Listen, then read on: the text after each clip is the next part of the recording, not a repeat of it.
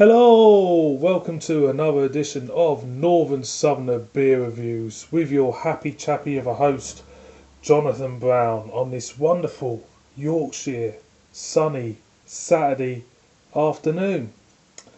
And we're going to Aldi for this one. That's right, Aldi. The discount, is it discount? Well, the old German supermarket which is getting everywhere, to be honest with you. Little do people know that when I first moved up north, I had a job at Aldi, and it only lasted 2 weeks because I'm not going to go into it. No, I will go into it. The manager was a tosser. Fair enough. Anyway, we go to Aldi. We have got a German beer, and the thing is with Aldi products is that they like to go a bit close to the bone when it comes to advertising their own products compared to the big mainstream products. You notice that sometimes, for example, don't know if they still do it. The coffee label is the same colour as Nest's Cafe coffee label, but different writing. It all they go close enough to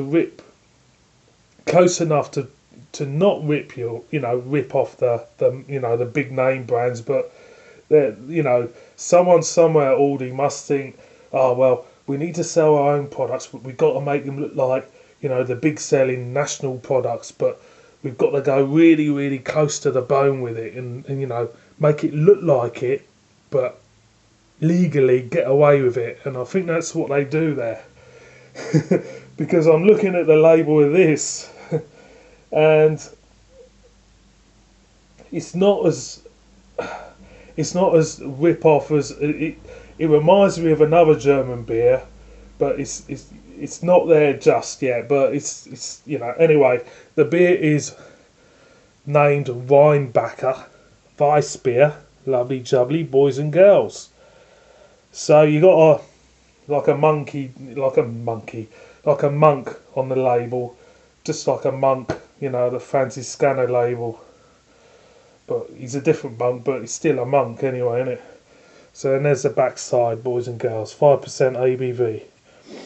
It's brewed using the only finest ingredients, brewed in accordance with the German purity law. So how many people who go to Aldi know about the German purity law? I know, but not many people. I bet not many people know that, like you do. But saying that, their food's great. Aldi's food's great. I nearly got food poisoning from their chicken over Christmas, so I wouldn't touch the chicken there. Sometimes when you go in, it's like an assault course with all the pallets everywhere and people rushing about and everything. So there's the Rheinbacher crown. Looks a bit like the Kronbacher crown. And he looks like the Franciscano bloke. So let's get what we get from the neck light. And it smells quite nice. You're getting a nice sweet vanilla pod there. A little bran flake thrown in. But it smells really nice. You can't fault it. It just smells nice. So let's pour out like we do. And she's come out very much an unfiltered wheat beer. And with these wheat beers, I always get big heads on them as well. There's big loads of carbonation flying about, and it smells like a wheat beer. It smells hint of coriander, vanilla's there, like a sweet bread note,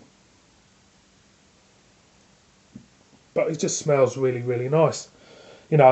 And you know, if you just want a good wheat beer, this might be just the one, without being snobbish and going for, you know, your big name brands. Mrs. Brown got me that. I think she paid about £1.25, so it's got to be a bargain. So cheers. I'm gonna go in. Looks good actually.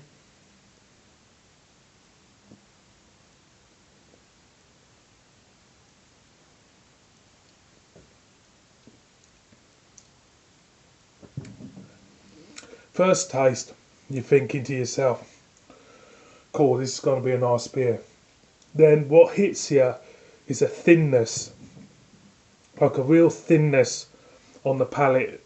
It's missing something. It's missing some sort of body to it. It's missing something like a cloveness there. You know, with wheat beers, you know, you've had your Franciscans, the Weihenstephanes and Snyder Weisses, and the Erdingers, and I've got a Paulaner one in the back room I got from Spain. I haven't had that one yet. But they've always hit the mark in some way. They're all different slightly, but they've always hit the mark with a nice note of vanilla, coriander, a clove even. This one,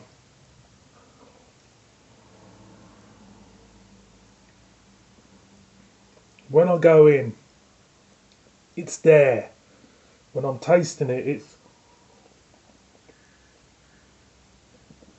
the vanilla, the clove, it's there, and suddenly when you've got it in your mouth and you're feeling it, swirling it around your mouth, it disappears. It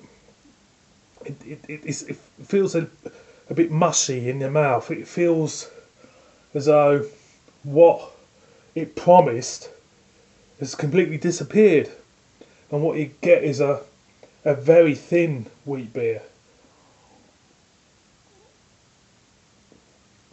which is a shame.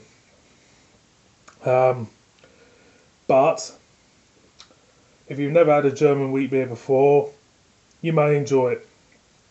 It's 5% ABV. I'm not feeling the strength, and I'm afraid I'm not really feeling the love from this one. But boys and girls, I would like to know what you people think out there. So if you're, you know, near your Aldi, go in there, get a bit of Rheinbacher. It's a bit of a Krombacher rip-off with a Weissbier, with a, could be a Franciscaners monk's older brother, and try it for yourself. And I'd like to know what people think of this. So thank you for watching this review.